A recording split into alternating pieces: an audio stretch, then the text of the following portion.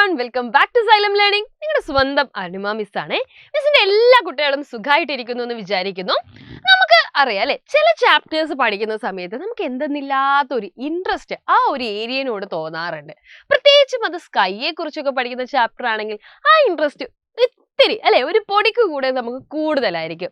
കയ്യെത്തും ദൂരത്ത് ആകാശം എന്നുള്ള ഒരു ചാപ്റ്റർ നിങ്ങൾ എല്ലാവരും പഠിക്കുന്നില്ലേ? അപ്പൊ കുറെ മക്കൾ ഈ ചാപ്റ്റർ പഠിച്ചപ്പോൾ തന്നെ ഭയങ്കര ഇൻട്രസ്റ്റഡ് ആയിട്ട് സ്കൈയെ കുറിച്ചും നമ്മുടെ ബഹിരാകാശത്തെ കുറിച്ചുള്ള കൂടുതൽ വിവരങ്ങൾ അറിയാൻ വേണ്ടിയിട്ട് ആകാംക്ഷയോടെ ഇരിക്കാറുണ്ട്.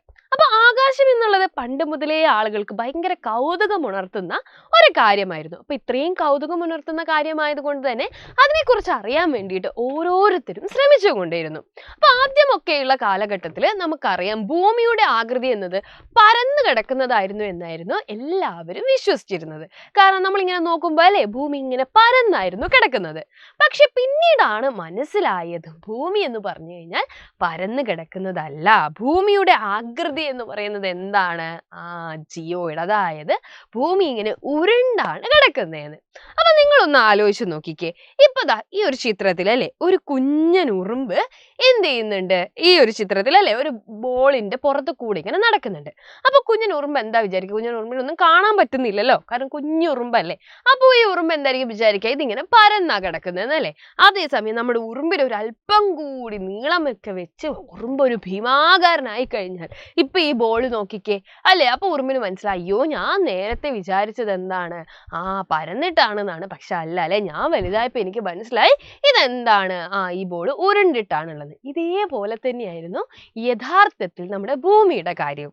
അപ്പൊ ഭൂമിയുടെ യഥാർത്ഥ ഒരു ഷേപ്പ് മനസ്സിലാവണമെങ്കിൽ അല്ലെ നമ്മൾ ഇവിടെ ഇരിക്കണം, ഭൂമിയേക്കാൾ കുറച്ചുകൂടെ ഉയരത്തിലായിരിക്കണം അല്ലെ. മുകളിൽ നിന്ന് നോക്കുമ്പോഴല്ലേ നമുക്ക് എപ്പോഴും ആ ഷേപ്പ് കൃത്യമായിട്ട് മനസ്സിലാവുക. യെസ്, അപ്പോൾ അങ്ങനെ കാണണമെന്നുണ്ടെങ്കിൽ അല്ലെ നമ്മൾ എങ്ങോട്ടേക്ക് പോകണം? ബഹിരാകാശത്തേക്ക് പോകണം. എങ്ങോട്ടാ പോകേണ്ടത്? ബഹിരാകാശത്ത്. അപ്പൊ ഭൂമിയുടെ ഗോളാകൃതി നേരിൽ കാണാൻ ആദ്യമായി അവസരം ലഭിച്ചത് ആർക്കായിരിക്കുമെന്ന് നിങ്ങൾ ചിന്തിച്ചു നോക്കിയിട്ടുണ്ടോ? ഭൂമിയിൽ നിന്ന് ഒരുപാട് ഉയരത്തിൽ പോയൊരു വ്യക്തിക്കാവില്ലേ? തീർച്ചയായിട്ടും ആണ് അല്ലേ. അപ്പൊ അതാണ് ആദ്യത്തെ ബഹിരാകാശ യാത്ര നടത്തിയ വ്യക്തിക്കായിരിക്കണം ആദ്യമായിട്ട് ഭൂമിയുടെ എല്ലാ സൗന്ദര്യവും ഉൾക്കൊണ്ട് ഭൂമിയെ ഇങ്ങനെ മുകളിൽ നിന്ന് നോക്കാൻ വേണ്ടി സാധിച്ചിട്ടുണ്ടാവുക. യൂറി ഗഗാറിനാണ് ആ ഒരു വ്യക്തി അല്ലെ. അദ്ദേഹത്തിന്റെ പേരെന്താണ്? Yuri Gagarin. അപ്പൊ നമുക്ക് ദ ഫസ്റ്റ് ഹ്യൂമൻ സ്പേസ് ജേർണിയെ കുറിച്ച് കുറച്ച് കാര്യങ്ങളൊന്ന് മനസ്സിലാക്കിയാലോ. അപ്പൊ ഈ ഒരു വ്യക്തിയാണ്, ഇവിടെ കാണുന്ന വ്യക്തിയെ കണ്ടില്ലേ, ഇദ്ദേഹമാണ് യൂറി ഗഗാറിൻ. യൂറി ഗഗാറിൻ എന്ന് പറയുന്ന വ്യക്തി ഒരു സോവിയറ്റ് യൂണിയന്റെ ബഹിരാകാശ സഞ്ചാരിയാണ്. സോവിയറ്റ് യൂണിയൻ എന്ന് പറഞ്ഞു കഴിഞ്ഞാൽ ഒരു രാജ്യമായിരുന്നു.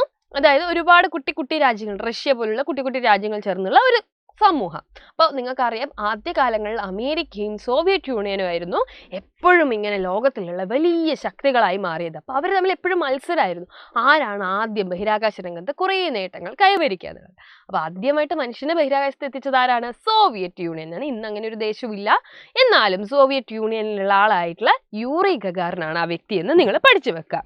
Vostok 1, the spacecraft of Soviet Union, took Yuri Gagarin, the first cosmonaut, to space on 12 April 1961. ഏത് വർഷമാണ് പോയതെന്ന് പഠിച്ചു വെച്ചോളാം.